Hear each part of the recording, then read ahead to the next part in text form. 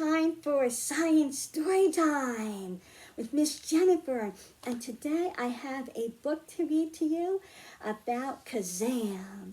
And Kazam is a magician who often has some animal friends who help her with her acts. And this one is called Kazam's Scarf. Kazam pulls a scarf out of her hat. What color is it? It's red. The scarf turns yellow. The scarf turns green. The scarf turns blue. The scarf turns orange.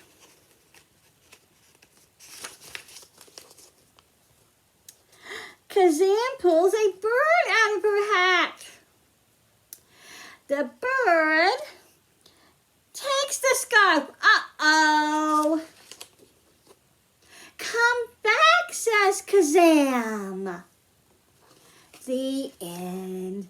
Now today we're going to learn about observation, and that's a word scientists use when they are looking very, very closely at something or watching something very, very closely and keeping track of all the details. And in this book, we observed a lot of colors, right? We saw red, and we saw yellow, and we saw green, and we saw blue, and we saw orange, and then we saw this bird was red. And when I first read this book, I said, oh, Kazam's bird is taking her scarf to build a nest with. But you know what I learned as I was getting ready to do the science story time for you? I learned that birds actually don't just take anything to build their nests. They actually try to camouflage their nests. So when they're building them, whatever they pick up, stones or twigs or straw, is very close to the color of whatever the background is that they're building on. And do you know how scientists found that out? They did experiments and they observed the birds, and they put out materials, nesting materials of all different colors, and they watched to see what the birds did, and the birds only picked nesting materials that camouflage. So let me show you what I mean. I'm going to put the book back here. Let's see what I have today. Okay, so I am just going to put a little bit of glue on our nesting site so that our nesting materials stick to them. There we go. And we are going to pretend we are birds, and we are going to see what we do with this. Let's see. Here's a blue background. And here's a red straw. Would it go? Well, it kind of contrasts. It doesn't really blend in very good to the blue. So let's try our other background. Here's a red background and a red straw. And look, it's not exact, but it is harder to see the red straw and the red background. So this bird would choose to use a red straw for that background. Let's try something else. Here's a blue straw. You can see when we put it next to the red straw, that's not at all the same color.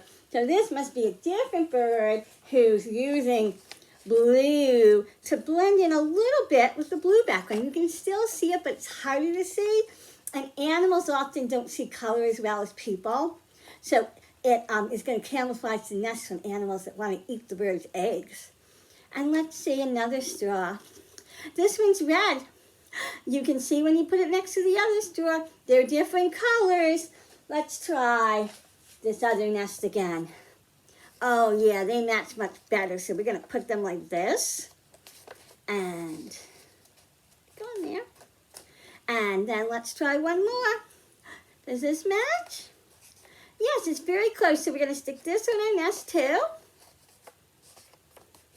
And what about this one? Oh, we have contrasting colors again. Let's see if it matches the straw on this nest. Oh, that's much closer. So let's put that on. And that's pretty impressive, isn't it? The birds know their colors and can match them. And scientists learn that by doing an experiment and observing the birds very closely during the experiment. And now, something else scientists sometimes do when they observe is they watch an area and they count how many animals there are to measure how healthy the environment is. So I've got another book about Kazam, and in this one we're going to observe by counting. Let me see if I have the book back here. I certainly do. This one is called Kazam's Birds. Kazam takes off her hat. A bird is on her head. That's one bird. Kazam takes off her coat. A bird is on her arm. That's two birds. Kazam takes off her shoe. A bird is on her foot. That's 1, 2, 3 birds. Kazam waves her wand. Birdseed. She fed her friends. 1, 2, 3. I thought we were going to have fur birds, but it turned out to be food for the birds. The end. And right now, boys and girls, the library is doing a program called Citizen Science, Celebrate Birds. And we're doing it till May 15th. And if you want to, your grown-up can go on the website to MTPL at home and sign up. And you can help your grown-up count the birds. You can stay right in your yard to do that. And your grown-up can put it on the form. And you can also draw a picture of something you see in your yard. It can be a bird, but it can be something else too, like a squirrel or a spider or a pretty flower.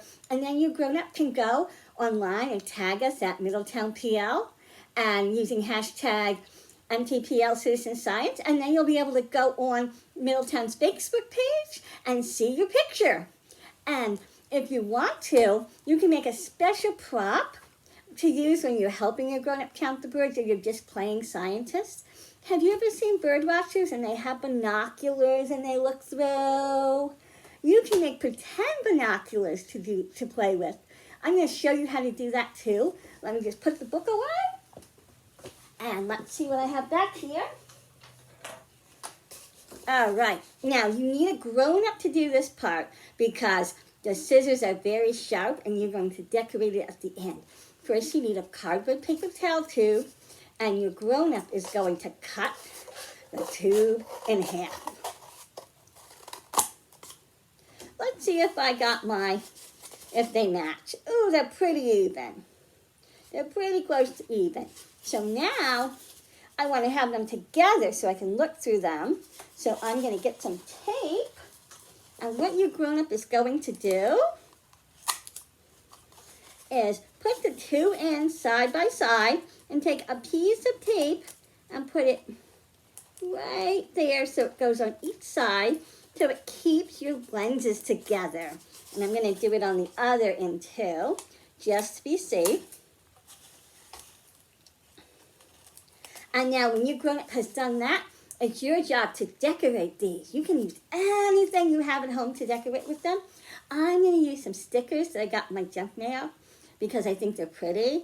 And also junk mail is free, and Miss Jennifer likes free stuff. So let's see what I have here. Oh, I'm going to put a little froggy on. I'll put a little froggy on if I can get the sticker off. Yep. I'm going to put a little froggy on right there. And I'm going to give him another froggy friend on this side. Pretty cool, huh? I'm just going to do that many for right now, but at home you can do as much as you want to decorate. And then you hold up your binoculars and you look through them at the birds or the squirrels or whatever you see outside your window or in your yard. Let's see if I can see you. I see you, yes. Okay, that was Science Storytime for today. Let's say goodbye. Bye, friends.